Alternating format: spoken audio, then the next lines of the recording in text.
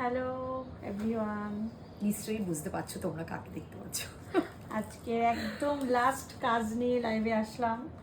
পায়ের তলার ব্যথায় দাঁড়াতে পারছি না, বসে বসেই লাইভ করছি। আজকে তোমাদের সবার প্রিয় পলিদি, পলি গ্ল্যামার ওয়ার্ল্ডের সবাই চেনো পলিকে। Makeup world. আমার সাথে ওর কোনো অন্য সম্পর্ক নেই, ও আমার বোন, আমি ওর দিদি। আচ্ছা, এবার আমি বলি না, আমি আগে একটু ইয়ে করে নিই, তোমার লাইভে, এবার আমি বলবো আজকে। দেখিয়ে নিই, এভাবে তাকাও। এইভাবে তাকালাম। হ্যাঁ, বেরোচ্ছি। আজকে পলি ফুল লুক রেডি, একদম সফটের উপর একটা লুক ক্রিয়েট করেছি আমরা।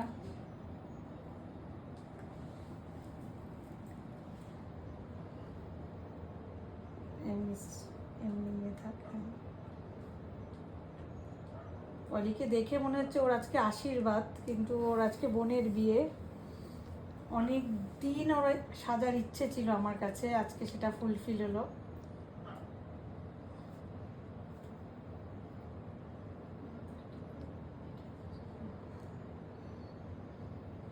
শতা বিশ্বাস ভীষণ সুন্দর লাগে, থ্যাংক ইউ ডিয়ার। খুব সফটের উপর একটা লুক ক্রিয়েট করেছি, ওর উপর একদম স্কিন টোন রেখে মেকআপটা করেছি। মাথাটা তোলো, বল এবার তোর কি কি আমি বলার? এতক্ষণ এইভাবে বসতে পারি না। প্রথমত বলে নি, মানে এবার আমি আমার আসল ক্যারেক্টারে ফিরে আসি। অনেক কষ্ট করে বসে রয়েছি। আমি আমার লাইফে সব থেকে, এই লাইফটা টুম্পাদির হয়তো সব থেকে বড় নিউজ হবে সবার জন্যই। আমি আমার লাইফে কোনোদিনও মেকআপ আর্টিস্ট দিয়ে সাজিনি। আর এবং কথাই ছিল, আমি যেদিন প্রথম মেকআপ আর্টিস্টদের সাজবো, টুম্পাদি অনেকবার আমাকে বলেছিল যে তোকে আমি একবার মডেল সাজাই বা ইয়ে করি। কখনো করিনি, সময়ের অভাবে হয়নি। আর নিজের মেকআপ করি, সবাই জানো, আমাকে চেনো। তো ফার্স্ট টাইম আমি বলেছিলাম যদি কোনোদিনও কোনো মেকআপ আর্টিস্টদের সাজতে হয় তো সেই হাতে খড়িটা আমি টুম্পাদির কাছেই করব। এই গেল প্রথম। আর দ্বিতীয়ত আমাকে স্যাটিসফাই করা, সেটা কিন্তু চারটেখানি কথা না। আমি জানতাম সেটা টুম্পাদিই পারবে। তার কারণ আমি কোনো মেকআপ আর্টিস্টকে ছোট করছি না, বাট আমার মেকআপ আর্টিস্টদের যে লুকগুলো আমি ঠিক লাইক করি না। আমি একটু সফটলি পছন্দ করি, যেটা একদম প্রপার ওয়েতে, কোনো এক্সট্রা কিছু না। মানে প্রথমে তো টুম্পাদিকে আমি চিৎকার করতে বাধ্যই করেছিলাম, এই এত পাউডার দেওয়া যাবে না, এত মেকআপ দেওয়া যাবে না, চুলটা এটা গেল। এইবার বলি টুম্পাদির সাথে আমার অ্যাজ এ মেকআপ আর্টিস্ট হিসাবে টুম্পাদি যখন এই জায়গায় ছিল না, আমি যখন একটা বিজনেস এরকম ভাবে করি না, আমাদের সম্পর্কটা তখন। অনেকেই আমাকে জিজ্ঞাসা করেছিল যখন কোনো কিছুতে টুম্পাদির জন্য গাইড করি, বা টুম্পাদি আমাকে যখন বলে যে পলির দোকানে যাওয়া উচিত, যে কোনো কাস্টমারকে টুম্পাদি বলে, তো অনেকেই এই কোশ্চেনটা টুম্পাদিকেও করে থাকো, আমাকে ওটাতে তোমাদের কিসের সম্পর্ক, বা সবাই জানে ফেসবুক রেগারিং হয়তো সেই মেকআপ আর্টিস্ট, আমি অ্যাজ এ দোকানদার সেই হিসাবে সম্পর্ক। তা টোটাল হাবড়ার মধ্যে যদি পুরনো কারোর সাথে সম্পর্ক আমার থেকে থাকে সেটা হচ্ছে টুম্পাদি। সবার প্রথমে যখন আমি একটা ছোট্টখাটো দোকানে কাজ করি, আমি খুব কষ্ট করে ছেলেকে তখন মানুষ করছিলাম, একমাত্র টুম্পাদির ভ্যানে করেই আমি তখন, টুম্পাদি আমাকে আমার ছেলেকে ছেড়ে দিত। আর টুম্পাদি ফার্স্ট যখন আমার বাচ্চাকে নিয়ে আমি রাস্তায় বেরোই, ফার্স্ট ভ্যানে পরিচয়ের পর থেকে আমাকে বলেছিল তোর ছেলেকে ইংলিশ মিডিয়ামেই তোকে পড়াতে হবে। তুই কি করে পড়াবি আমি জানি না, বাট তোকে ওখানেই পড়াতে হবে। কি গাইড করতে হবে তুই বল, আমি সেইটুকু তোকে করে দেবো। তো আজকে আমার ছেলে একটা ইংলিশ মিডিয়ামে পড়ছে, বা যেই জায়গায় থাকুক, শুরুটা কিন্তু আমার টুম্পাদির হাত ধরে হয়েছিল। এবং আজকে আমার ছেলে 9-এ পড়ে। এবার কাউন্টিংয়ে নিশ্চয়ই বুঝতে পারছো কতগুলো বছর ধরে তাহলে সম্পর্ক। যখন আমার ছেলে LKG-তে পড়ে তখন থেকে টুম্পাদির হাত ধরা আমার। এখনো অবধি কোনো মাস্টার দিদিমণি, আমি পয়লা বৈশাখের দিনও তানিয়াদির ভিডিও সূত্রে বলেছিলাম টুম্পাদি বলে আরো একজন আছে। তো এই হলো টুম্পাদি আমার, যে আমার কি বলবো, আমার ছেলের এখন 9 ক্লাসে পড়ে, এখনো ওর মাস্টার দিদিমণির খোঁজ আমি জানি না, বাট সেটা টুম্পাদিরই। প্রত্যেক বছর শেষের আগে 2 মাস ধরে আমাকে লিস্ট ধরে পাঠানো থাকে, একে ফোন করবি, এ তোর ছেলেকে ইংলিশ পড়াবে, ওকে ফোন করবি, ও তোর ছেলেকে ম্যাথ পড়াবে। তো একটা মানুষ সম্পর্ক হওয়া উচিত এরকম, যেখানে কোনো স্বার্থ থাকে না।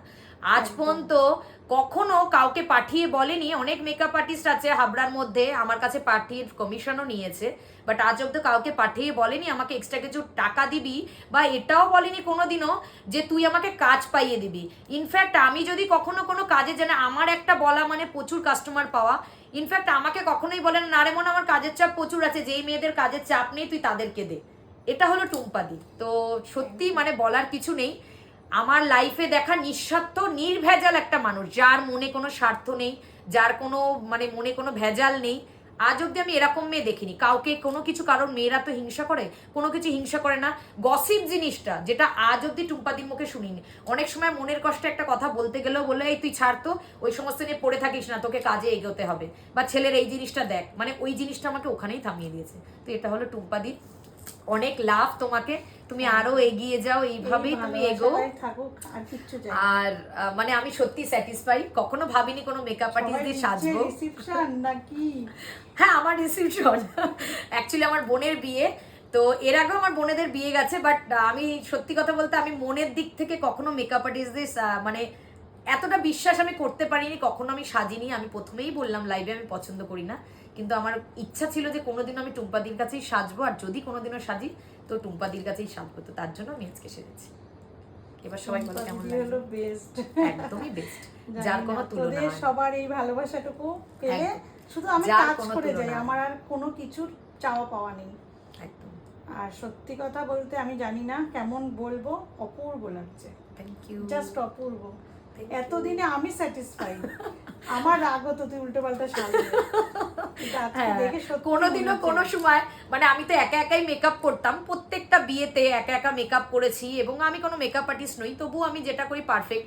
যদি কোনো বিয়ে বাড়িতে একটু যদি আমার ডিসপুট হয়েছে, আগে কলটা টুম্পাদিরই আসতো, তুই কি করে এটা করলি, তোর তো লিপস্টিকের কালার চুজ করাটা ঠিক হয়নি, তুই কি করে এটা করলি, তোর কাছ থেকে কিন্তু আমি এটা আশা করি না, কেন তুই এই হেয়ার স্টাইলটা করেছিস, তুই তো জানিস তোর কি করতে হবে। মানে যদি 10টা আমি সেজে থাকি তার মধ্যে একটা তো মানুষ মাত্র ডিসপুট হতেই পারে। তো সেই নকটা কিন্তু আমাকে কেউ সামনাসামনি বলার সাহস পায় না, একমাত্র টুম্পাদি কিন্তু আমাকে নক করতো। আমার প্রচুর মেকআপ আর্টিস্টের সাথে পরিচয়, কেউ ফোন করে আমাকে এই কথাটা বলেনি যে পলিদি তোমার এইটা পারফেক্ট হয়নি কিন্তু আজকের, কিন্তু একমাত্র টুম্পাদি কোনো দিকে না তাকিয়ে আমাকে বলেছে তোর কিন্তু আজকে এই জিনিসটা পারফেক্ট হয়নি মোনা, পরের বার সাজতে গেলে এটা তুই ঠিক করে নিবি। সবসময় পাশে আছি, থাকবো। খুব ভালো থাক, আর সত্যি ভীষণ ভালো লাগছে। Thank you. লাইফটা এখানেই এন্ড করছি। চলো টাটা সবাইকে।